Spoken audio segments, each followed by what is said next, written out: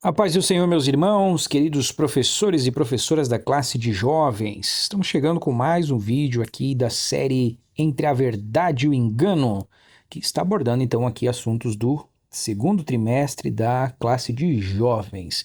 Eu hoje tive um pequeno problema que mais cedo fiz a gravação com imagens, desta lição de número 12, a falácia do triunfalismo, mas infelizmente o meu microfone não estava ligado. Olha que falha. E aí temos aqui as imagens, mas não temos o áudio. De modo que estou regravando então agora em formato de áudio, visto que devido ao tempo aqui, não seria possível nós gravarmos novamente, e fazermos toda a parte da edição. Então vamos a um vídeo um pouco diferente hoje, mas abordando então esse assunto aqui da lição de número 12. Para iniciarmos, quero iniciar aqui uma pergunta, antes de qualquer coisa, Você já ouviu alguém dizer que se um cristão está doente é porque tem pecado escondido na vida? Ou porque se as contas não fecharam ali no final do mês é porque está faltando fé para essa pessoa? Ou em uma terceira frase, uma frase clássica, não declare isso sobre a sua vida. Pois então, na semana passada a gente viu aqui a falácia da teologia da prosperidade, a raiz financeira, desse tipo de pensamento. Mas hoje a lição vai aqui um passo além. Ela vai mostrar que o problema não é só dinheiro, o problema é a forma inteira de entender o que significa vencer na vida. Então, é uma questão de pensamento, de interpretação da Bíblia, Então é disso que trata aqui a lição de número 12, a falácia do triunfalismo. Mas antes de entrarmos aqui nos tópicos da lição, eu gostaria de fazer aqui um destaque de sempre, Você que não é seguidor aqui do canal, você que não está inscrito, se inscreve no canal, acione o sininho para receber as notificações, curte, compartilhe, o pacote todo aí do YouTube. E também estou deixando aqui na tela um QR Code para onde você pode apontar a câmera do seu celular. Também tem a descrição ali, na descrição o link que você pode acessar então e encontrar aqui subsídios, Tem ali o grupo do WhatsApp do Discipulado Jovem, onde a gente posta também alguns materiais, compartilha. Temos ali links para as nossas redes sociais e também uma série de cursos que são indicados, cursos da Faculdade Refidim, é onde eu também trabalho aqui, secularmente como professor ali na Faculdade Refidim. Dito isso, vamos ao conteúdo então da nossa lição de número 12. A falácia do triunfalismo. O nosso texto principal é uma das frases mais desconfortáveis que Jesus já disse. Se alguém quiser vir após mim, negue-se a si mesmo. Tome cada dia a sua cruz e siga-me. Está em Lucas 9:23. O detalhe aqui é que Jesus não disse tome a sua coroa. Ele disse tome a sua cruz. Mas parece que os triunfalistas gostam mesmo daquilo que vem na sequência nessa passagem. Tanto em Mateus capítulo 9, aliás, Lucas 9, como em Mateus 16 e em Marcos 8, a passagem que vem a seguir aqui é justamente Jesus revelando a sua glória. Jesus no momento da transfiguração. E é exatamente esse o ponto que o triunfalismo prefere, a glória, sem passar pela cruz. Então, fica aqui já a título de introdução, na leitura do texto você já pode fazer essa aplicação aqui, ilustrando então que o triunfalismo ele esconde certos trechos da Bíblia e ele prefere outros. Entrando aqui na nossa introdução, antes de entrarmos nos tópicos, eu quero dar aqui um contexto, um contexto de todas as semanas, contexto histórico, exegético. Eu acredito que o contexto é sempre importante para que o professor saiba, tenha esse conteúdo, esse subtexto, Não que você talvez vá usar esse conteúdo, mas você saber esse conteúdo vai te dar mais segurança, mais clareza na hora de apresentar a lição aí para os seus alunos. O texto bíblico dessa semana é 2 Coríntios 2, 14 a 17. E ele é um texto muito usado fora de contexto ali pelos triunfalistas. Observe que ele inicia, graças a Deus que sempre nos faz triunfar em Cristo e por meio de nós manifesta em todo lugar o cheiro do seu conhecimento. Quem está escrevendo isso aqui é Paulo. E Paulo escreve a partir de um ponto de vista que os triunfalistas tiram do contexto e colocam, olha só, graças a Deus que sempre nos faz triunfar. Então, Deus sempre nos faz triunfar. Não é às vezes, não é de vez em quando, não é em algumas áreas da vida, mas é sempre, em todas as coisas. Então, esse é o texto muito usado aqui pelos triunfalistas. Mas Paulo ele faz questão de dizer que sempre nos faz triunfar em Cristo, ou seja, o nosso triunfo não vem de nós mesmos. E podemos imaginar que quando Paulo faz menção a isso, ele usa aqui a palavra triunfar, ele está fazendo menção ao desfile triunfal romano. O triunfo romano, ele era uma das mais altas honrarias públicas que podia ser concedida a um comandante militar vitorioso na Roma Antiga. Paulo já escreve dentro do período do Império Romano, a ideia do desfile triunfal, né, do triunfo, ele iniciou ainda na época da República. Para quem não lembra, né, Roma teve 3 fases políticas, a fase da monarquia, a fase da República e a fase do Império. Mas o triunfo já iniciou no período republicano. No período em que Paulo está escrevendo, o triunfo, esse desfile, ele era exclusividade do imperador. Mas, no período republicano, os generais que tivessem uma vitória importante no campo de batalha, onde eles tivessem superado um adversário estrangeiro e tivessem matado mais de 5.000 inimigos, eles ganhavam, então, o direito de ser conduzidos em uma procissão solene, que em parte era uma cerimônia civil e em parte era um ritual religioso, e era uma cerimônia, então, que celebrava a vitória do exército, reafirmava a glória do Estado romano perante os deuses e perante o povo. Então, todo general que fosse vitorioso dentro dessas questões, né, dentro dessas especificidades, né, 5.000 inimigos derrotados e tal, ele poderia receber, né, ele receberia esta cerimônia. A historiografia descreve essa cerimônia como um cortejo triunfal que iniciava fora dos limites sagrados da cidade. Atravessavam a porta triunfal, né, o famoso Arco do Triunfo, até o Fórum Romano e o Capitólio, então na área central ali de Roma. À frente desse cortejo iam os senadores, os magistrados, seguidos de músicos, prisioneiros, os espólios de guerra e o exército. O general laureado, conhecido então como triunfator, né, porque ele estava recebendo o triunfo, ele desfilava numa carruagem puxada por 4 cavalos, trajando a toga púrpura e dourada, conhecida como toga picta, e portando também um cetro de marfim. Então era um momento de celebração para aquela figura, para aquele general. O desfile terminava com sacrifícios de touros e um banquete em honra a Júpiter Ótimo Máximo, né, a divindade principal aqui de Roma. Durante a República, então, o triunfo era concedido a um general, né, um magistrado com poder de comando, né, um imperium, que tivesse derrotado esse inimigo estrangeiro, então, e ao menos 5.000 adversários. Os generais que não tivessem 5.000 de adversários derrotados, eles iam receber uma cerimônia menor, conhecida como ovação, que era onde eles marchavam a pé ou a cavalo, né, não tinha carruagem, havia menos pessoas ali envolvidas, né, e eles sacrificavam ovelhas ao invés de um touro. Com o Império, isso tornou-se então uma exclusividade do imperador e da sua família. Então isso é uma descrição, né, com base aqui na historiografia, do que era o triunfo romano. Então uma cerimônia, um desfile, um cortejo oferecido aqui em homenagem a um general vitorioso. Agora o detalhe curioso é que quando a gente analisa esse texto de 2 Coríntios, dá para entender claramente que Paulo está se colocando não como general vencedor, ele está se colocando ali como alguém conduzido por Cristo nesse cortejo. Né? Vejam que ele diz que a nossa vitória, Deus sempre nos faz triunfar, é em Cristo. Por meio de nós, manifesta em todo lugar o cheiro do seu conhecimento. Ou seja, nós somos pessoas que estamos ali fazendo parte desse desfile.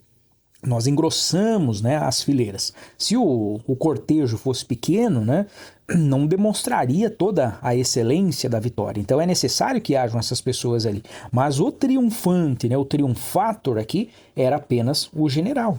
Então nessa ilustração, Paulo e nós, por definição, seríamos alguém que está ali, que faz parte do cortejo. Mas quem realmente triunfou foi Cristo. E é interessante lembrar que esse Paulo que fala em triunfar, né, sempre triunfar, é o mesmo que foi preso, apedrejado, perseguido. Então veja, triunfo aqui não tem nada a ver com a ausência de sofrimento, pelo contrário, tem mais a ver com fidelidade em meio às provações, conforme nós já vimos aqui na lição de número 11, algo bem distante então dessa ideia desenvolvida como triunfalismo na atualidade. E por falar nisso, essa deturpação da palavra triunfalismo também não é algo novo. Não nasceu dentro do movimento da fé ou da teologia da prosperidade ou do neopentecostalismo, né? Ela é bem mais antiga, tem pelo menos aqui dois momentos na história da igreja, na história eclesiástica, onde ela foi usada. O primeiro foi no século IV, depois de Cristo, no ano 313, né?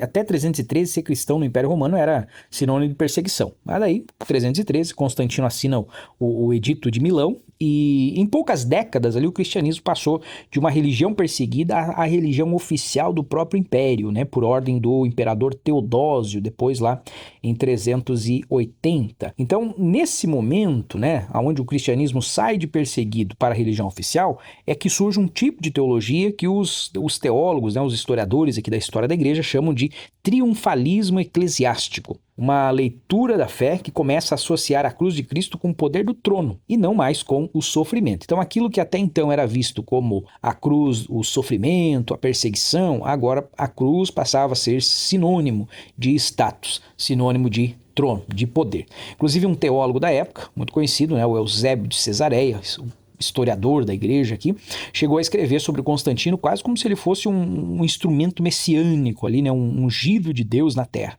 A igreja que antes cantava em meio às catacumbas agora começava a se acostumar com o som do aplauso. Então, nesse primeiro momento foi chamado de triunfalismo eclesiástico. Um outro momento aqui foi no século XX, antes do Concílio Vaticano II, onde teólogos católicos começaram a usar esse termo, né, para criticar a igreja, no sentido que ela se gabava da sua estrutura, do seu poder institucional, e se esquecia de que ela ainda era uma igreja peregrina, no dizer deles aqui, uma igreja que ainda caminha, ainda sofre, ainda espera. Então foi um segundo momento onde também foi usado o triunfalismo como uma crítica à igreja aqui antes do Concílio Vaticano II.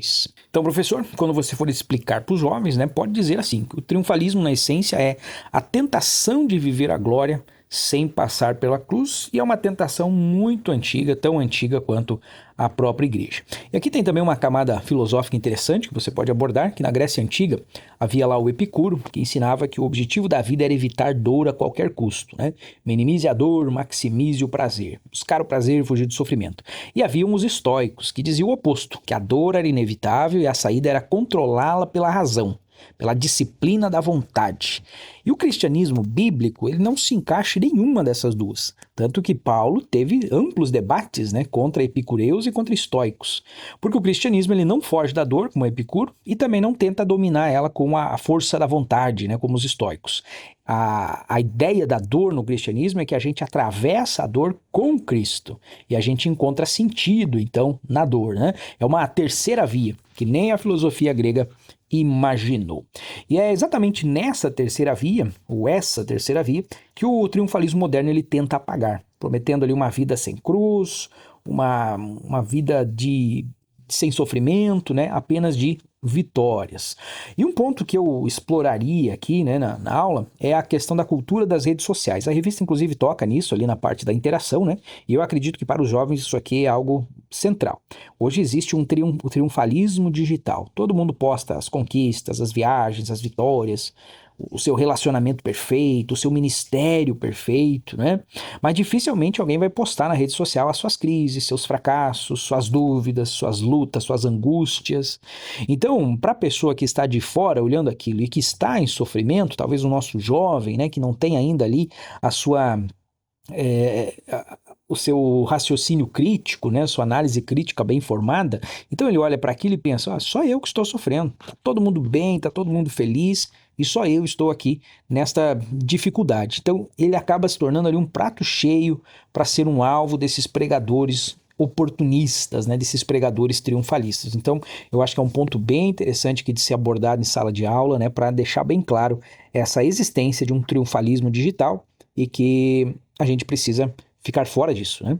E acaba sendo, então, aqui uma ponte entre a lição e a realidade dos nossos jovens. Então, fica aqui essa dica.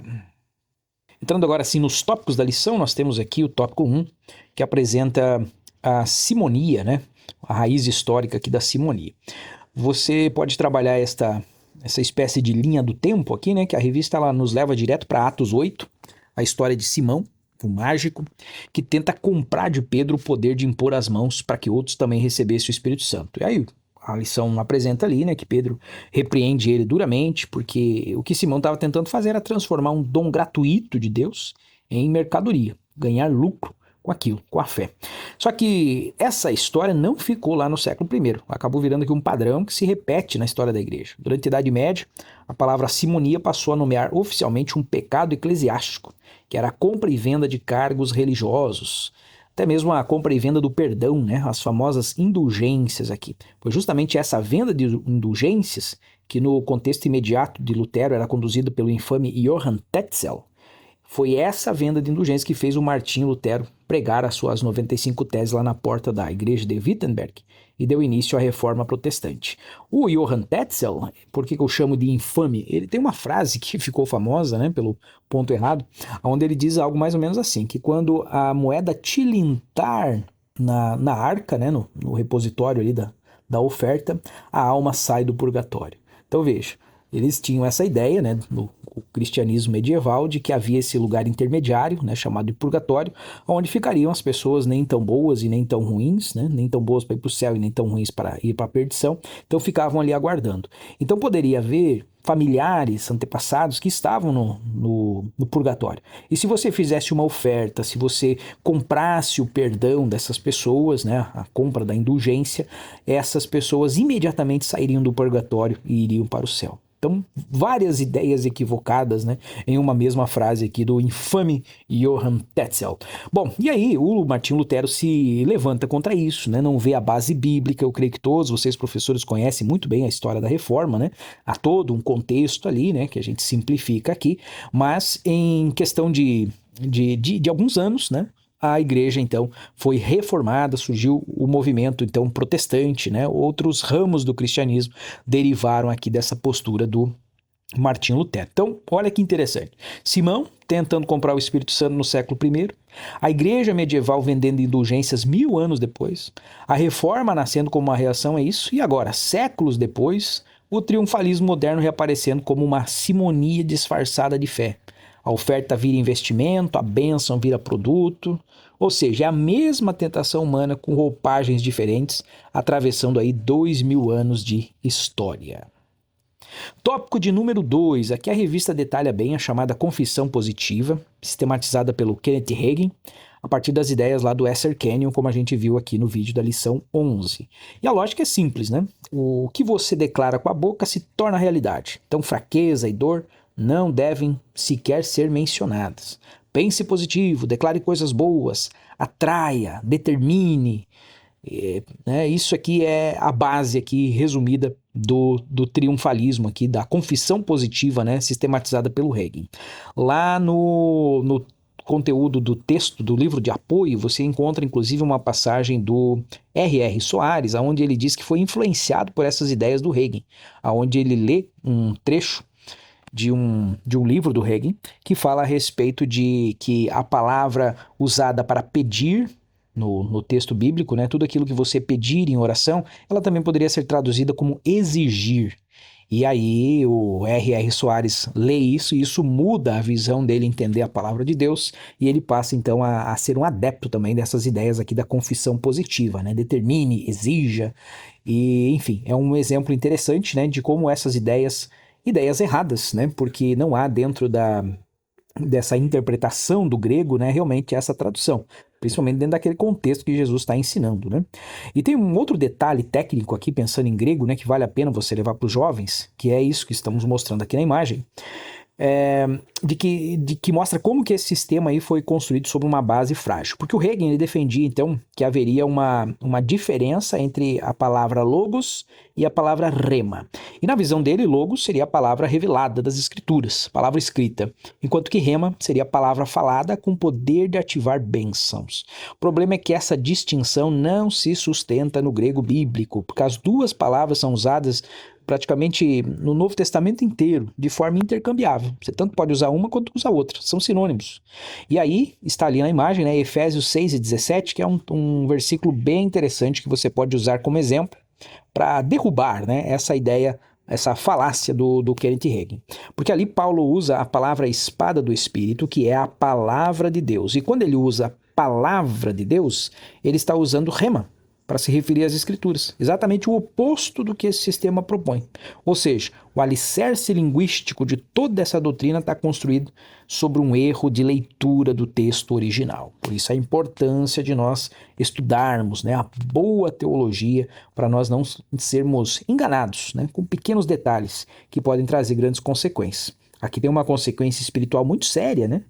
Porque se toda a fraqueza vira um mau testemunho, como eles querem dizer, o crente aprende a esconder a dor, aprende a fingir a vitória que não sente. Então ele acaba se tornando um crente hipócrita, né?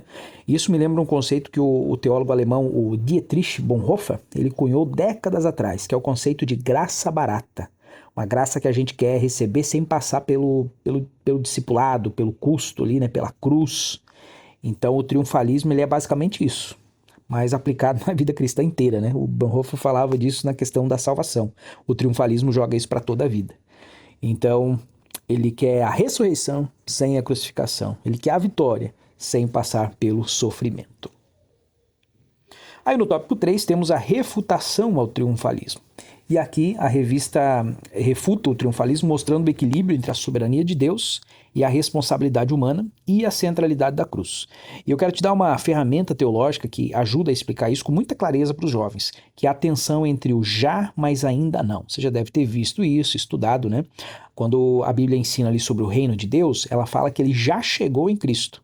Ele já venceu o pecado, já venceu a morte, já venceu o diabo, né? Lá na cruz e na ressurreição, ele já chegou, o reino já é chegado.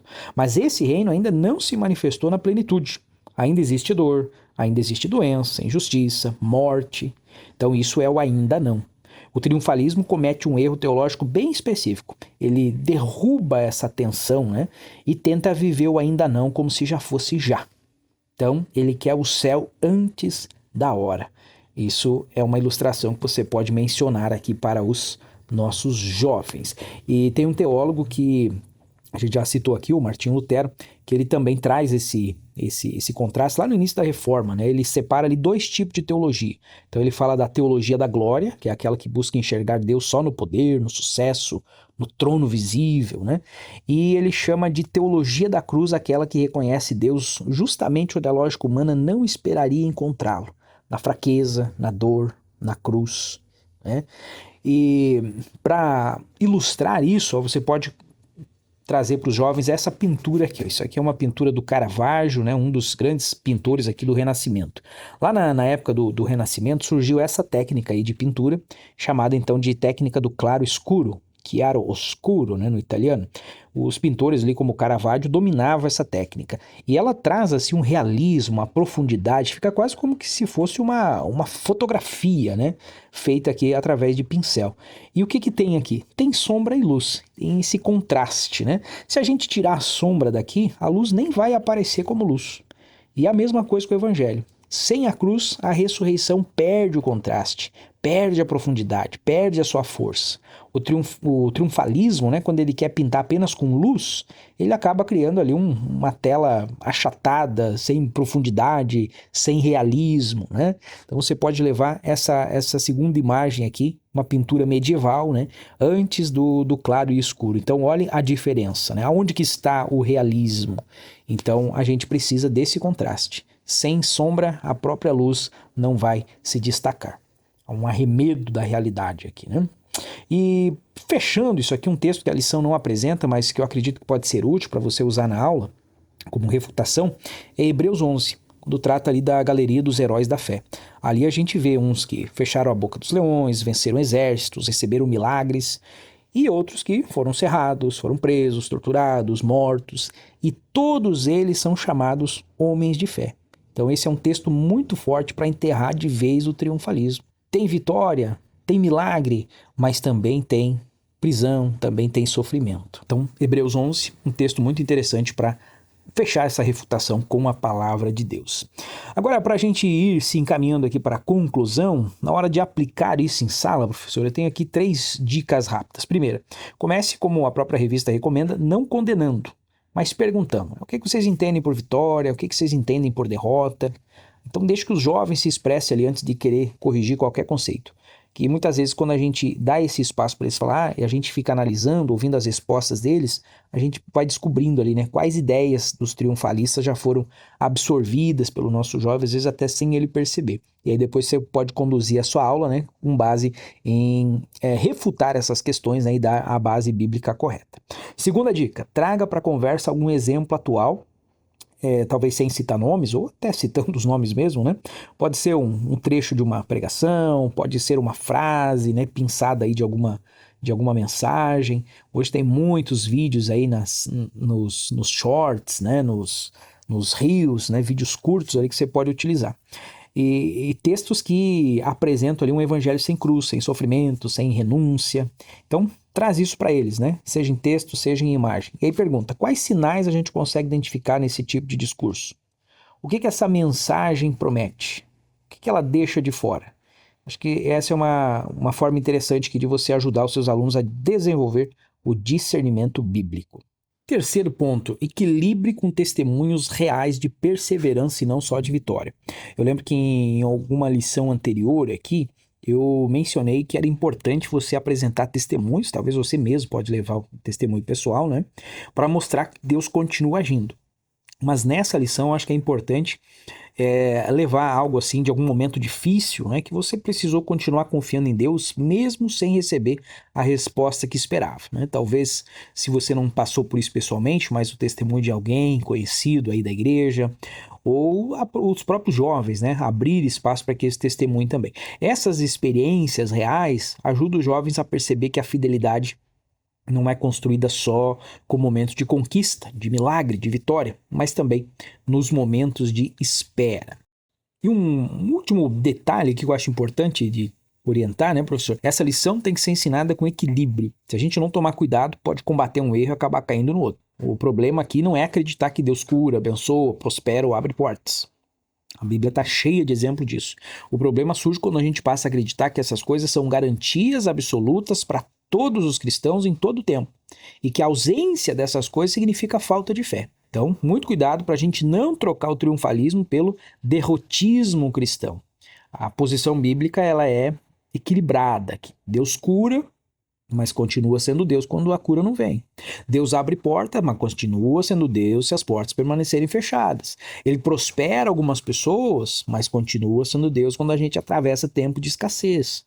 Então, acho que é importante buscar esse equilíbrio, né? Não fazer aqui uma apologia do sofrimento, né? Como se, então, receber bênção é carnalidade e apenas o sofrimento é espiritual. A maturidade cristã está em servirmos a Deus pelas vitórias que a gente recebe, mas principalmente permanecer fiel quando a gente não entende os caminhos que Ele escolheu para nós. E para fechar a aula com ação, mais uma vez vou indicar aqui a dinâmica da Academia de Discípulos, né? O microgrupo de ação.